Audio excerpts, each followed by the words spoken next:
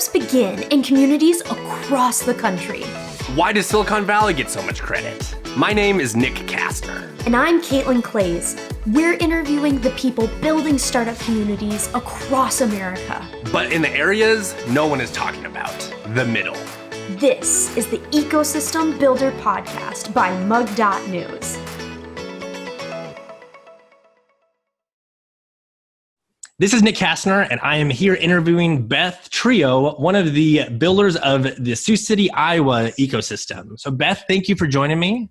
Yeah, thanks for having me. I'm excited to have a conversation today. Yes, likewise.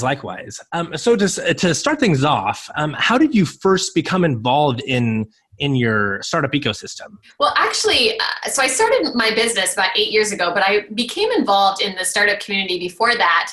I was working for the Chamber of Commerce, our Siouxland Chamber of Commerce, and in Sioux City, we have both arms of economic development and Chamber of Commerce under kind of one roof. It's the Siouxland Initiative is the economic development arm, and Chamber of Commerce is the Chamber of Commerce for the region. So we have all three states that chamber serves. And so I was working there. I was actually kind of in account management and was able to go to lots of different businesses, whether they were new, existing, helped new businesses with ribbon cuttings. That was kind of my job. So I was really involved with that side of businesses coming into town, starting, thriving, and just naturally I became kind of a consultant in that space, right? They would just ask me, hey, I'm starting this business. I obviously didn't hesitate giving my opinion, so I'm sure that kind of fueled that.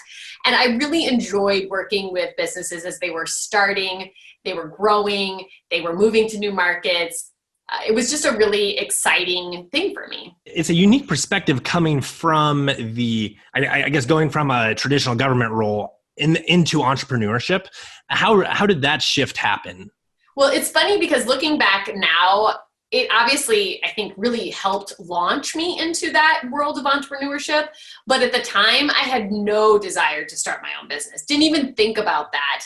I wanted a job with a salary and a paycheck. And it just never occurred to me that I could start a business. Or on second thought, what would I start? And so one of the things that I was able to do when I was at the chamber is really integrate social media into their strategy. We used it to announce things. We started a blog. My background before I joined the chamber, I was working for the American Red Cross, and this is right when social media was in its infancy, right? Mm-hmm. And so I kind of saw different elements of social media tools that were working for that nonprofit at a national level and started plugging and playing them into the chamber itself. And when I was visiting with these businesses of, hey, this is how you start a basic website. This is how you can use Facebook, giving them tips, advice, and ideas. And it just kind of became a lot of what I was doing at the chamber. And I got involved in the community. I joined the Young Professionals Network. And that was probably one of the biggest pivotal points, was being in part of that Young Professionals Network. I was on the board. I was really integrated into that group of people. And the group of people were a little bit older than me, but they were all starting their own businesses, real estate companies, law firms, architecture firms, a lot in the professional services world.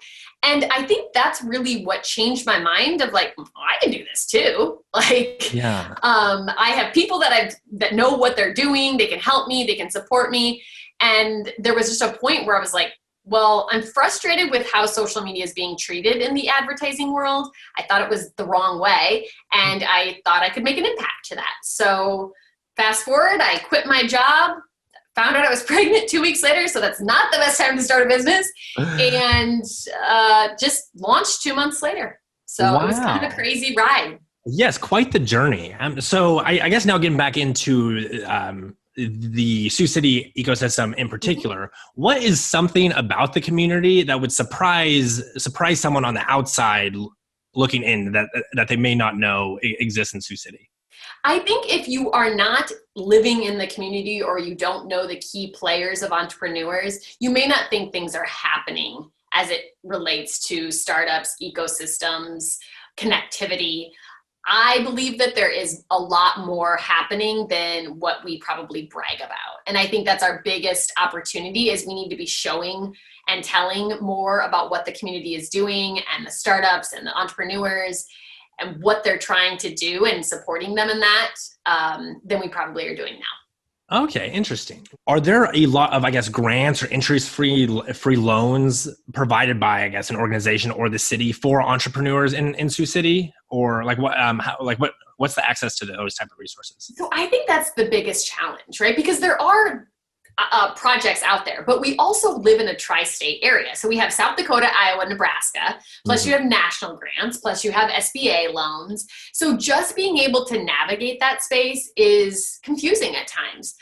The good news is there's always people and resources that are there to help and support. So I always tell people, go to the chamber, go to the SBA office, talk to different colleges.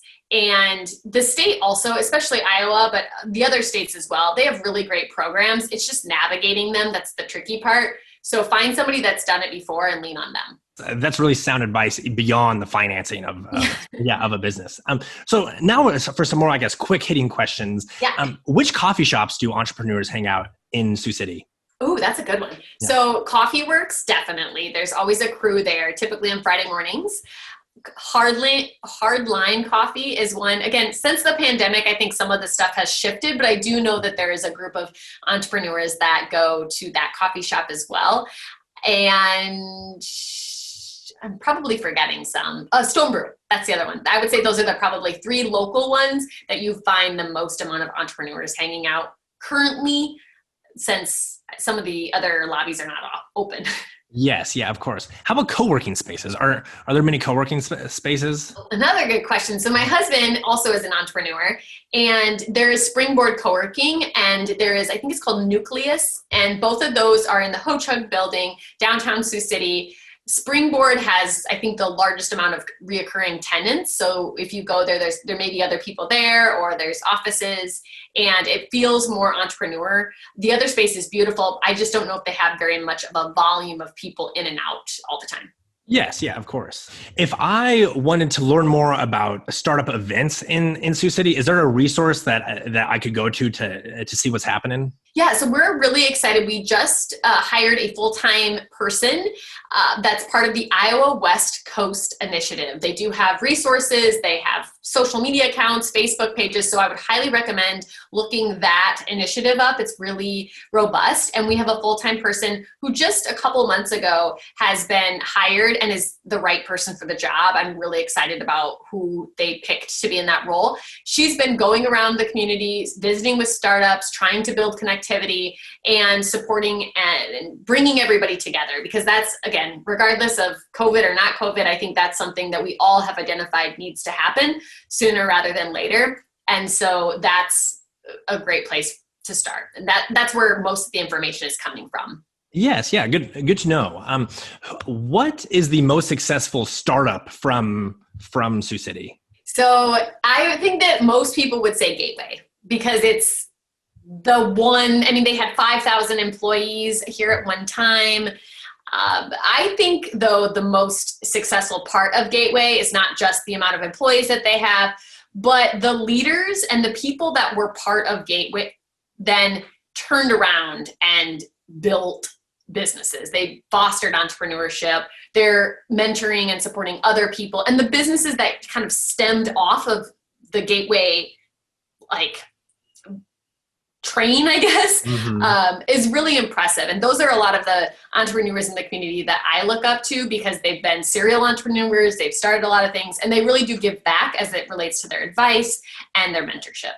Yes, yeah. I forget Gateway is from Sioux City. I remember the cow computer growing up, but I forget that it was a Midwest-based company. Who is the most known entrepreneur from Sioux City? And I think the answer may be you. No, I don't know if you go that far. So who's the second most known entrepreneur? Oh, so that's a really good question. I feel like I'm having to pick favorites now. Yeah. Or even some of them. Yeah, so Dave Bernstein is, his business, State Steel, his family business is definitely, I don't know if it is considered a startup. It's been around for a really long time, but he has been really instrumental in trying to bring the right people around the table. He's been part of the chamber and the economic development board, so I definitely would include him in the mix. Also, Debbie Durham, who was the past president of the chamber. She now works for the governor on the state of Iowa and economic development, but she is very well connected still in the Sioux City, Iowa area. And again, she hasn't started a business, but I know she helps facilitate and support a lot of startups and just launched many of them. I'm trying to think, I have so many friends. I feel like they're going to call me out because I have not shouted them out, but there's definitely multiple people. And the other thing I think that's really interesting about Sioux City is because we have a lot of family businesses, that these second generation people that are coming into their family business are basically having to have that entrepreneurial mindset and refueling some of these legacy businesses. And I think that's really awesome. They probably don't always get categorized as entrepreneurs, but that's the way they're thinking and they're building the business. Yes. Yeah. And it's good to know that it's a longer list than everyone you mentioned.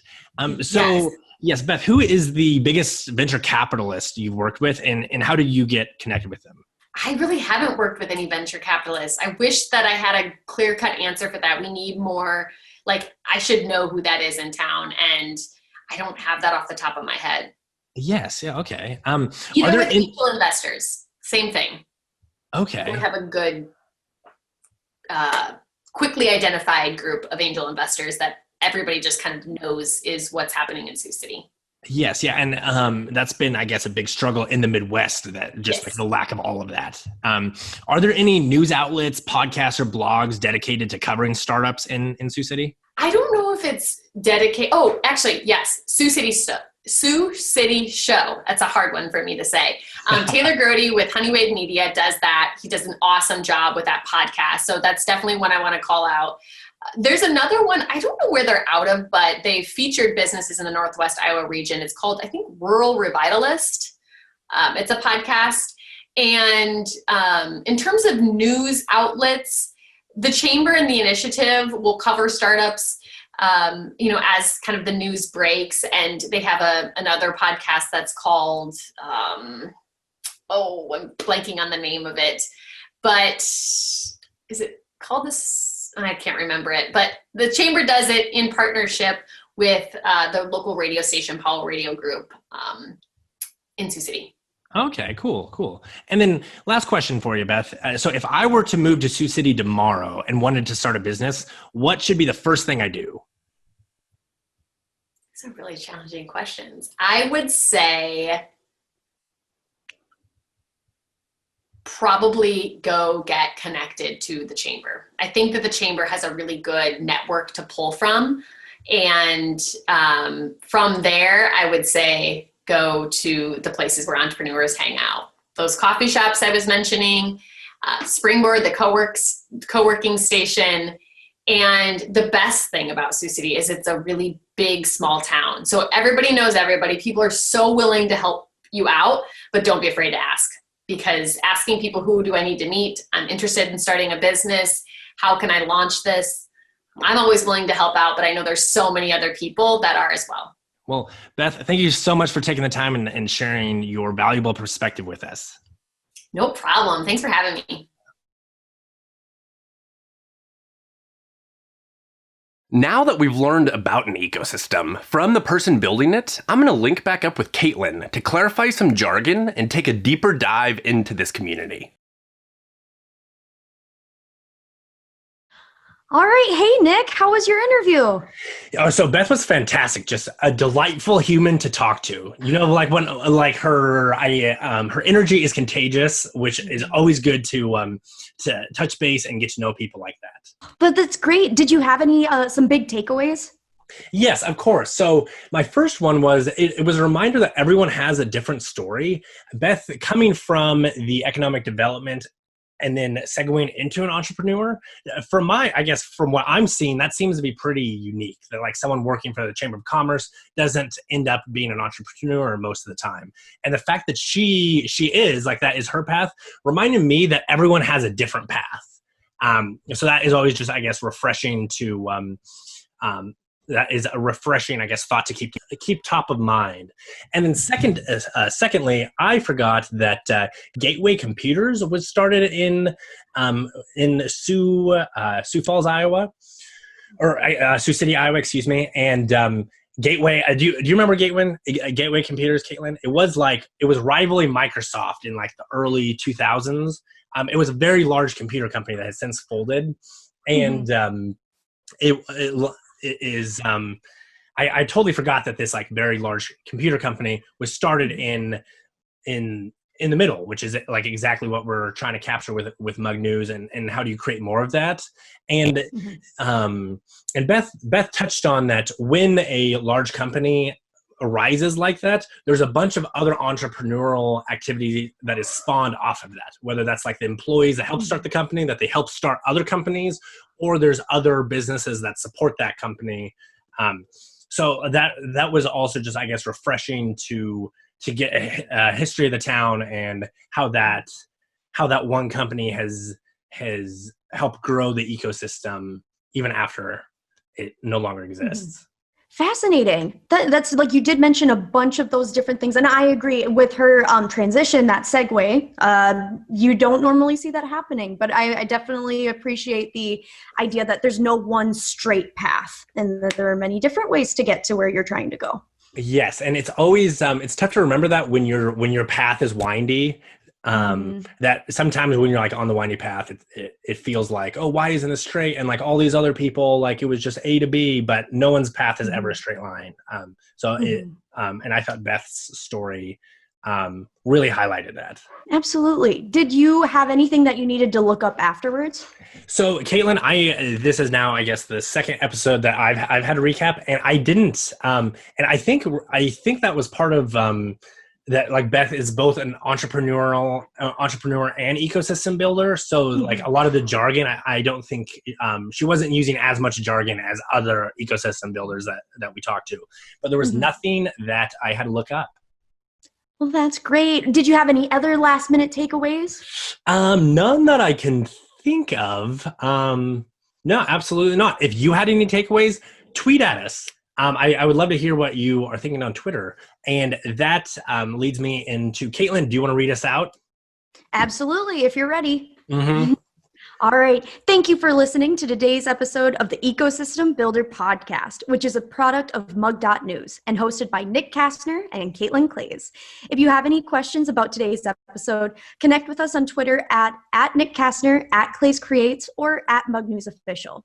If you've enjoyed the episode, please leave a fresh review and share with your friends. We release episodes every Wednesday morning, so make sure to subscribe so you don't miss a beat.